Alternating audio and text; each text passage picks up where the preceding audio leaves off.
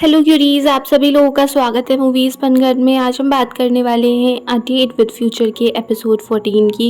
Episode की starting होती है, लूफेंग बता देता है कि मुझे रिजेक्ट कर दिया गया। उसकी बात सुन के लियू कहता है कि अगर तुझे एक बार रिजेक्ट कर दिया तो क्या दिक्कत हो रही है, हम तो फायर फाइटर्स हैं, हम तो हार नहीं मानते। फिर से जाके उसको प्रपोज कर, 2-3 बार कर, कभी ना कभी तो हाँ बोल ही देगी।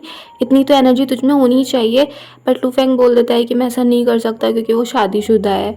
तो ल्यू कह देता है तो फिर उसके बारे में भूल जा। फिर दिखाते हैं कैप्टन जेन पीस को देखने आए होते हैं और पीस उनकी चोट पर ही अपना पैर रख देता है, जिससे कैप्टन जेन बोलने लगते हैं कि तुम्हें इस बात का ही पता चल गया। और तभी फिर वो जुलाई से चैटिंग करने लगते हैं।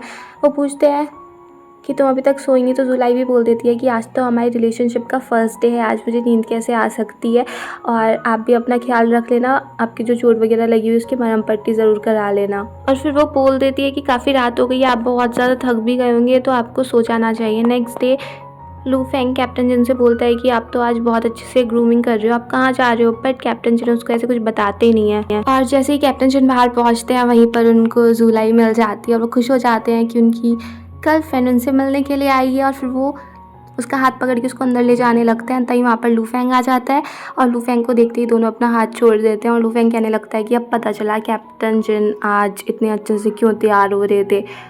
फिर दिखाते हैं जुलाई और कैप्टन जिन डिस्कस करने लगते हैं कि जो दो कार में टक्कर हुई और उस वजह से जो आग लग गई, तो वो आग किस वजह से लगी होगी। तो उनको पता चलता है कि एक कार में एक मोबाइल रेफ्रिजरेटर रखा था, तो चांसेस हैं कि उसकी वजह से उसमें आग लगी है। जुलाई वहाँ पे वो सब कुछ एनालाइज करने के लिए आई थी, जिससे वो अपनी रिपोर्ट अच्छे से पब्लिश कर सके। और फिर वो अपने टीम लीडर को बता देती है कि अभी रिपोर्ट कहाँ तक पहुँची है और अभी रीज़न क्या आ रहा है कि किस वजह से आग लगी होगी। और फिर टीम लीडर पूछते हैं किस कंपनी का वो रेफ्रिजरेटर था, तो पता चलता है टीसी कंपनी का था। और वो कंपनी आजकल बहुत ही ज़्यादा फेमस है क्योंकि वो बहुत जल्दी जल्दी एक्सपेंड कर रही है और कंपनी भी बहुत ज़्यादा बड़ी है, तो उसकी लीगल टीम भी बहुत बड़ी है, तो इसलिए उस पर ऐसे ही इल्ज़ाम नहीं लगाया जा सकता है। इसलिए जो भी एविडेंस कलेक्ट करने हैं बहुत केयरफुली करने होंगे। और तभी ऑफिस में बात चल रही होती है कि याओ ज़ेंग शीशी को डेट कर रहा है, और यही बात जियांग जुलाई से करने लगती है कि तुम तो उसकी इतनी अच्छी फ्रेंड हो, तुम्हें इस बारे में पता नहीं चला। बट जुलाई उसको इग्नोर करके चली जाती है। दूसरी तरफ हैन फेंग याओ ज़ेंग से पूछ रहा होता है कि हमें क्या करना चाहिए। याओ ज़ेंग कह देता है कि मैं एक स्टेटमेंट दूंगा और मैं एडमिट कर दूंगा कि शीशी मेरी गर्लफ्रेंड है। उसकी बात सुन के हैन फेंग शॉक जाता है। फिर दिखाते हैं याओ ज़ेंग शीशी से मिलता है और उससे बोल देता है कि पर्सनल रीज़न की वजह से मैं मीडिया में ये एडमिट करना चाहता हूँ कि तुम मेरी गर्लफ्रेंड हो। और उससे एक एग्रीमेंट पे साइन भी करा लेता है कि पब्लिक के सामने तो हम एक कपल रहेंगे, मगर प्राइवेट में हम दोनों ऐसे रहेंगे कि एक दूसरे को जानते भी नहीं। पहले तो शीशी भी तैयार नहीं हो रही थी क्योंकि वो बोल देती है कि मुझे पैसे की ज़रूरत भी नहीं है, मेरे पास ऑलरेडी काफ़ी सारे हैं और स्पॉन्सरशिप भी काफ़ी सारी हैं, तो सबकी भी ज़रूरत नहीं है। पर जब याओ ज़ेंग बोलता है कि पर्सनल रीज़न की वजह से ऐसा करना पड़ रहा है, तो वो तैयार हो जाती है। फिर दिखाते हैं याओ ज़ेंग हैन फेंग से बोल देता है कि जितना हो सके इस खबर को सब जगह फैला दो, और इसी वजह से जुलाई मेरे पास वापस आ सकती है जब उसको विश्वास हो कि अब मैं किसी और लड़की को डेट कर रहा हूँ। फिर दिखाते हैं शीशी भी अपना स्टेटमेंट रिलीज़ कर देती है कि हाँ हम दोनों डेटिंग कर रहे हैं, और उसको देख के जुलाई खुश हो जाती है। वैसे तो याओ ज़ेंग शीशी को ड्रॉप करने जा रहा था, बट तभी उसके पास जुलाई का कॉल आ जाता है और वो उसको मिलने के लिए बुला लेती है, जिससे याओ ज़ेंग तो बहुत ही खुश हो जाता है। और वो तभी के तभी गाड़ी रोक देता है और शीशी से बोल देता है कि पीछे काफ़ी सारी रिपोर्टर्स की गाड़ी आ रही है, उनमें बैठ के चले जाना।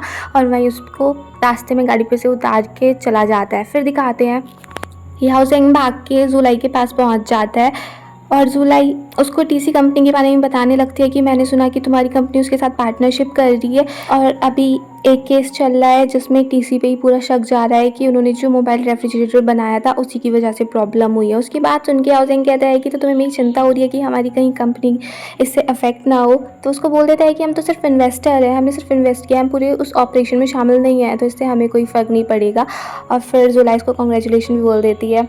उसको सुन के याओ ज़ेंग कहता है कि तुम्हें अच्छा लगा। जुलाई भी कह देती है कि हाँ मैं भी चाहती थी कि तुम्हें भी तुम्हारी खुशियाँ मिले। और फिर वो दोनों फिर से फ्रेंड्स बन जाते हैं और वो उसको गुड न्यूज़ दे देती है कि अब वो कैप्टन जिन को डेट कर रही है। उसे सुन के याओ ज़ेंग तो सैड हो ही जाता है, बट वो ऐसे शो करता है कि जैसे उसे भी कोई फ़र्क नहीं पड़ता। बीच बीच में जुलाई कैप्टन जिन को मैसेज भी करती रहती है कि वो अभी याओ ज़ेंग के साथ है और वो लोग डिनर वगैरह कर रहे हैं।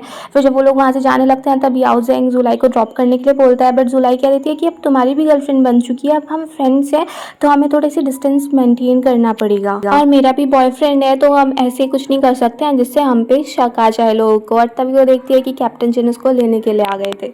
फिर दिखाते हैं कैप्टन जिन जुलाई से बोल देते हैं कि मुझे अच्छा नहीं लग रहा था कि रात में तुम किसी और से मिल रही थी, और वो भी उस इंसान से जो तुम्हारे लिए कुछ फील करता है।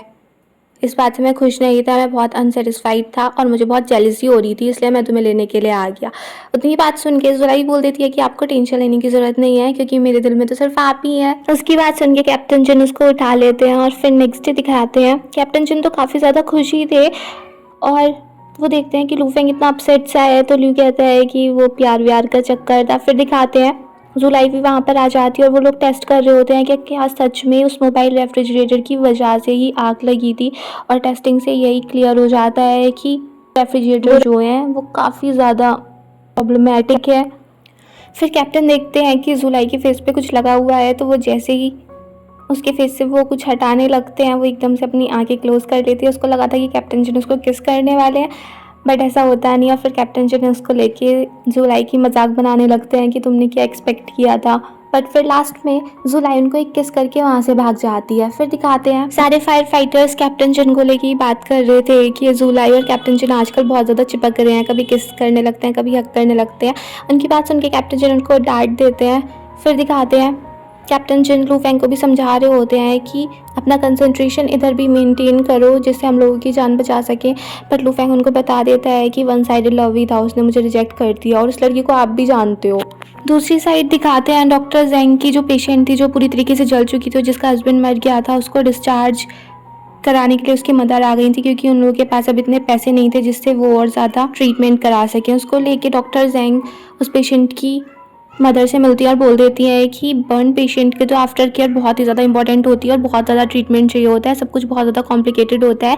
तो ऐसा करती हूँ मैं भी आपके सारे बिल पे कर दूंगी, आप बाद में मुझे थोड़े थोड़े करके लौटा देना। फिर कैप्टन जिन लू फेंग को बता भी देते हैं कि मेरी और डॉक्टर जेंग के बीच में ऐसी रिलेशनशिप नहीं थी, बल्कि डॉक्टर जेंग का जो हस्बैंड था फेंग वो मेरा टीममेट था और उसकी डेथ की रिस्पॉन्सिबिलिटी मेरे ऊपर आई और इसी वजह से वो मुझसे नाराज़ थी। फिर दिखाते हैं जुलाई हॉस्पिटल में पहुंच जाती है उसी बर्न पेशेंट का इंटरव्यू लेने के लिए। डॉक्टर जैंग उससे मना भी कर रही होती है कि वो अभी कुछ बोल भी नहीं सकती है, पर जुलाई उनको कन्विंस कर लेती है कि हमें सच्चाई का पता लगाना ही होगा क्योंकि उसका हस्बैंड तो मर चुका है, वो कुछ बता नहीं सकता, सिर्फ एक यही बची है जो हमें सच सच बात बता सकती है कि सच्ची में उस रेफ्रिजरेटर से प्रॉब्लम हुई है या नहीं हुई है। अगर उससे हुई है तो हम सारी सच्चाई का पर्दाफाश कर सकते हैं। और फिर वो पेशेंट से भी यही बात करने लगती है कि इस एक्सीडेंट में उसके हस्बैंड की कोई गलती नहीं थी, प्रॉब्लम सारी उस रेफ्रिजरेटर की वजह से ही हुई है।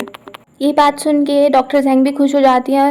वो बोल देती है अगर ये बात प्रूफ हो गई तो फिर हम टीसी से कंपनसेशन के लिए भी बोल सकते हैं और फिर इन लोगों पे इतनी जो रिस्पॉन्सिबिलिटी आ गई है, इतने सारे बिल पे करने हैं, ये भी वो इजीली कर पाएंगे। फिर जुलाई डॉक्टर जेंग से पूछ लेती है कि मुझे नहीं पता कि आपके और कैप्टन जिन के बीच में क्या हुआ है, मगर कैप्टन जिन एक अच्छे इंसान है।